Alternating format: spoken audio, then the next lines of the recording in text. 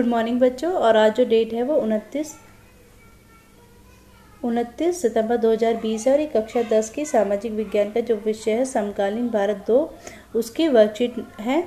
ठीक है, उसकी जो वर्कशीट है वर्कशीट नंबर 37 है। ठीक है, और वर्कशीट 7 में इसमें हम पढ़ेंगे राष्ट्रीय अर्थव्यवस्था जो है उसकी जीवन रेखा क्या है। ठीक है, यानी कि जो राष्ट्रीय अर्थव्यवस्था है उसकी जीवन रेखा क्या है। अगर हम सबसे पहले बात करें कि जो राष्ट्रीय अर्थव्यवस्था होती है वो क्या होती है, तो किसी भी राष्ट्र की जो अर्थव्यवस्था है यानी कि पैसा का जो लेन देन है उसे क्या कहा जाता है, उस राष्ट्र की अर्थव्यवस्था कहा जाता है। अगर हम बात करें कि भारत के राष्ट्र की जीवन रेखा के बारे में, तो जो भारत विश्व में सर्वाधिक सड़क जाल वाले देश में से एक है। देखो, सड़क जाल यानी कि जो इसमें जो सड़कें हैं वो अधिक हैं। देखो, अगर हम देखें कि एक देश का जो विकास की गति है वो वस्तु और सेवाओं के उत्पादन के साथ साथ क्या किस पर निर्भर करती है, उसका जो एक स्थान से दूसरे स्थान तक बहने की सुविधा है उस पर निर्भर करती है। यानी कि देश का विकास जो वस्तु और कितनी सेवाएं उत्पादित हो रही है उस पर तो निर्भर करता ही है। यानी कि एक देश का विकास जो है वो वस्तु और सेवाओं के उत्पादन के साथ साथ इस बात पर निर्भर करता है कि वह जो देश है उस देश में एक जगह से दूसरे जगह पर सामान ले जाने में कितनी सुविधा पूर्ण स्थिति है। ठीक है, जितनी सुविधापूर्ण स्थिति होगी उस देश का जो विकास है वो उतना ही होगा। ठीक है, वस्तु और सेवाओं का लाना ले जाना जो होता है वो पृथ्वी की 3 मुख्य क्षेत्रों पे पाया जाता है। हमारा स्थल के द्वारा, ठीक है, दूसरा है हमारा जल और तीसरा है हमारा वायु।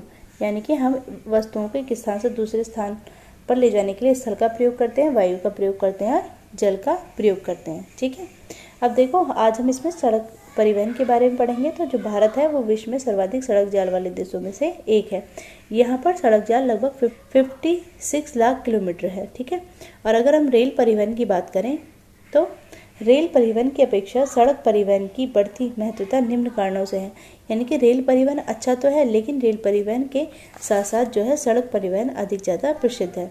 पहला है हमारा रेल लाइन की अपेक्षा सड़कों की निर्माण लागत बहुत कम होती है। यानी कि जो रेल लाइन होती है उसकी अपेक्षा जो सड़कों का निर्माण की लागत है वो बहुत कम है। यानी कि लाइन को बिछाने में बहुत ज़्यादा पैसे का खर्च किया जाता है जबकि सड़क के निर्माण करने में बहुत ज़्यादा पैसे का खर्च नहीं किया जाता।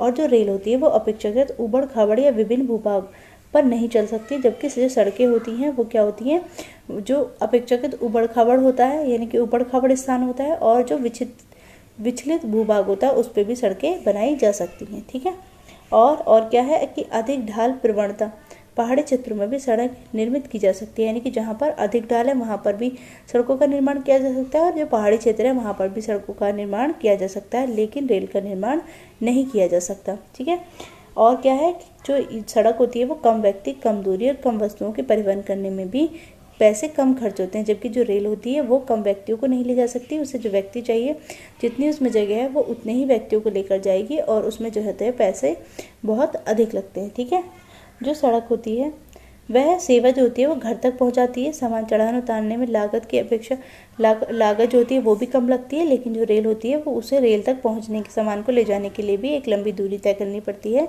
जो सड़क परिवहन एक माध्यम है। ठीक है, सड़क परिवहन अन्य परिवहन साधनों जो होता है उसके उपयोग में कड़ी के रूप में कार्य करता है। यानी कि जो सड़क परिवहन, अगर आपको रेल से जाना है तो भी आपको सड़क मार्ग से होकर गुजरना होगा, अगर आपको एरोप्लेन से जाना है तो भी आपको पहले सड़क मार्ग से होकर गुजरना होगा। ठीक है, इसलिए जो सड़क परिवहन है वो रेल और वायु परिवहन के लिए एक कड़ी का कार्य करती है। ठीक है, जैसे सड़कें रेल स्टेशन और वायु एवं समुद्री पत्तनों को जोड़ती हैं, सड़कें क्या करती हैं, रेल परिवहन को भी, वायु को भी और समुद्री पत्तनों को जोड़ती हैं। ठीक है, इसलिए जो सड़क होती है वो बहुत ज़्यादा महत्वपूर्ण होती है और हमने इसमें सड़कों के निर्माण के लिए जो विशेषताएं थी उनके बारे में पढ़ा।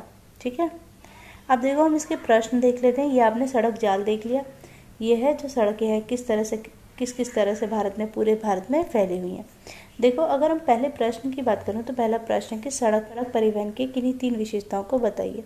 देखो, अगर हम पहली बात करें तो जो सड़क परिवहन होता है वो रेल परिवहन से सस्ता होता है, एरोप्लेन परिवहन से भी सस्ता होता है, और जो सड़क होती है वो क्या करती है, हमें हमारे घर तक छोड़कर जाती है और जो उतारने चढ़ाने का जो सब वस्तुओं और उत्पादन को उतारने चढ़ाने का जो पैसा होता है वो भी लागत जो होती है वो कम लगती है। ठीक है, थर्ड पॉइंट की बात करें तो थर्ड पॉइंट ये है कि जो सड़क है वो क्या होती है, ऊबड़ खाबड़ या पहाड़ी क्षेत्रों में भी चल सकती है, बल्कि रेल जो होती है ऊबड़ खाबड़ पहाड़ी क्षेत्रों में यानी कि ज़्यादा ढलाई वाले क्षेत्रों में नहीं बनाई जा सकती।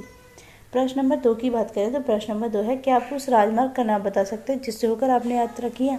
देखो, अगर आप दिल्ली में रहते हो, NH1 है, इससे आपने यात्रा की होगी। अगर आप दिल्ली से अमृतसर जाओगे तो NH1 का प्रयोग करोगे, और NH2 में आप अगर दिल्ली से कोलकाता जाओगे तो NH2 का प्रयोग करोगे, और अगर आपको दिल्ली से मुंबई जाना है तो उसके लिए आप NH8 का प्रयोग करोगे, और अगर आपको दिल्ली से लखनऊ जाना है तो आप NH24 का प्रयोग करोगे। ठीक है, ये नेशनल हाईवे है, यानी कि राष्ट्रीय राजमार्ग है जो दिल्ली को विभिन्न शहरों से जोड़ते हैं। ठीक है, अगर प्रश्न नंबर 3 देखें तो प्रश्न नंबर 3 है कि किन 4 महानगरों को स्वर्णीय चतुर्भुज योजना के द्वारा जोड़ा गया है। यानी कि स्वर्णीय चतुर्भुज यानी कि 4 चतुर्भुज बनाए गए हैं। ठीक है, चतुर्भुज का निर्माण किया गया है। देखिए, अगर आप ये येलो लाइन को देखोगे तो दिल्ली को पहले किससे जोड़ा गया, मुंबई से, मुंबई को चेन्नई से, चेन्नई को कोलकाता को, कोलकाता से, कोलकाता को किससे जोड़ा गया है, दिल्ली से जोड़ा गया है। ये स्वर्णीय चतुर्भुज है जिसके द्वारा जो महानगर यानी कि महा सिटी हैं उनको आपस में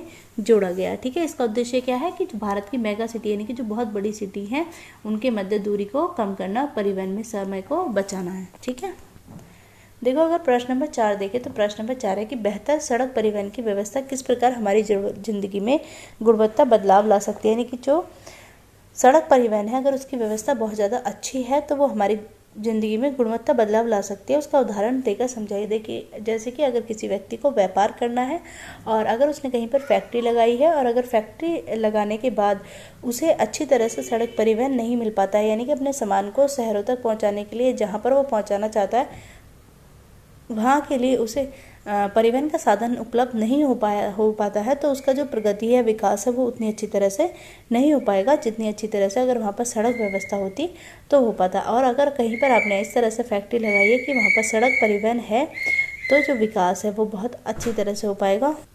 ये आपके 4 क्वेश्चन थे, और इस जो चैप्टर है उसमें हमने जो परिवहन है, भारत में जो 5 प्रकार की परिवहन व्यवस्था है उसमें से हमने एक परिवहन के बारे में पढ़ा है, जो क्या है, सड़क परिवहन। इससे जो अगली वर्कशीट होंगी उसमें हम रेल परिवहन, जल परिवहन, वायु परिवहन और जो पाइपलाइन परिवहन है उसके बारे में चर्चा करेंगे। ठीक है, thank you so much for watching this.